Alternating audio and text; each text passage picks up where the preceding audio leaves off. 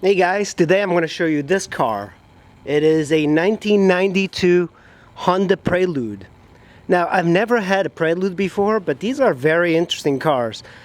And I don't know much about them, but this one is pretty cool looking. It's got a few things here and there that needs fixing. The blinkers, for example. There is the lower blinker that's included as well. But there's some, front end damage. The car starts and drives, but it needs, it's definitely like a mechanic's special sort of car. It's got 195,000 miles, all original motor and transmission.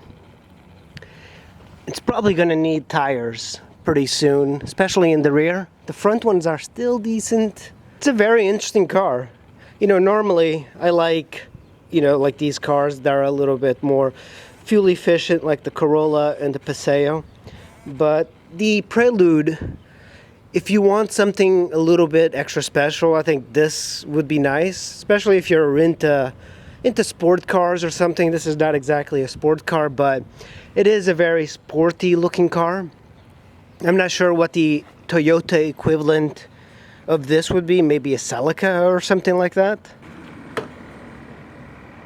Fortunately, it is a automatic transmission, and there's quite a few things here that are a little, so let's move the seat back and let's get in here.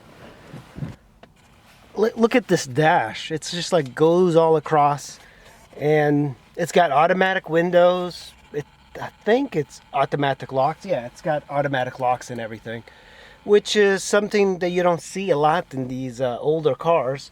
But Honda put a lot of the automatic stuff in a lot of their cars. Let's see. You have a sunroof, and the sunroof works pretty well. Here's your high beams and your headlights right there. You also have adjustable steering, which is very nice. You have your horn. This is a very easy way to, and you have cruise control. That's very cool. AC. The AC does not work, but the heating does. You have an aftermarket CD player. You also have this little compartment right here with the cigarette lighter. You have a really weird tiny glove box. I mean, this thing is just so difficult to even reach from here. It's just not a very good placement for the glove box. The seats are in pretty good condition, and they look kind of like sporty. It's like they have a lot of the side lateral support. Same thing with the driver's seat. And look at this. You have this weird compartment here that goes all the way to the back on the Prelude. I don't see much point in this, but not a lot of people are going to be sitting back there. So as you can see, the exhaust is broken, so you would need to get that replaced. So it is very loud. The paint is also fading, which is kind of crappy, but it is what it is. And just look at this door. It looks pretty darn neat. Like, I never seen the controls on this side. So I did have a Lexus for a short time, and it had the same sort of connector from this vent, the AC and the heating, through the door, and it would exit right here. I'm not really sure I need this sort of thing in a car. Operation, like, I've never seen the window stuff like flush against the window. Normally it's like a little lever or a little dash right here, then you control it, but the buttons usually face down. These are like coming at you.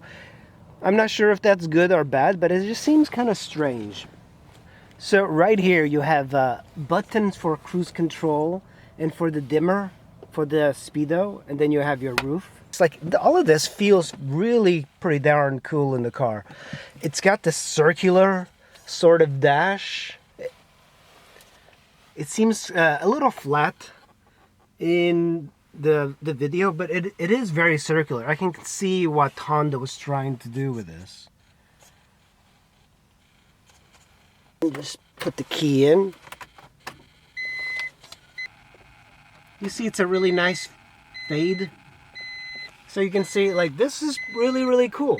Honda did a pretty interesting job with the this car. The speedo, you have your tach, you have your your speedometer right over there.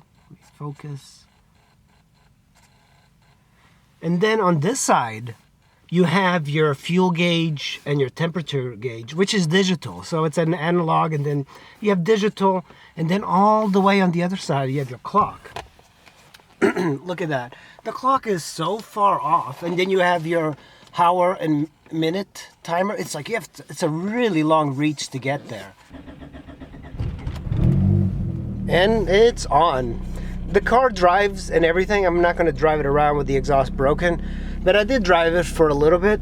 The brakes need to be fixed. So automatic transmission. Here's the hazards, this is something I do appreciate. The hazards right over here. On other cars, the hazards are behind the steering wheel, and you can't really see it because you don't pay attention to where the hazard should be, because most likely these Japanese cars really don't break down that much, so you don't really pay attention to it. The speakers are right here in front of you.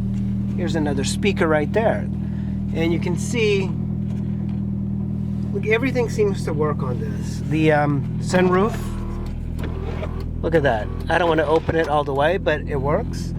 And you have your cruise control right over there, and then you set it right here. It's got a spare, and you can see it just needs a little bit of work and stuff. Very loud because of the exhaust, but it looks good. The previous owner made some mods to the engine. So this is the engine bay of the car. You can see the previous owner did spend quite a bit of money on the car. Like, I think these headers are new. I think they're racing headers. And this little thing here, the intake, I believe, is an aftermarket. So this car, whoever had it was quite an aficionado with the Preludes, and you'll find a lot of Preludes. A lot of people are really into them. Alright guys, I hope you enjoyed the Prelude overview, and I'll see you on the next time. Hey, I'm Anthony, the Vehicle Hunter. Make sure you subscribe to the YouTube page, and please like us on Facebook. Vehicle Hunter.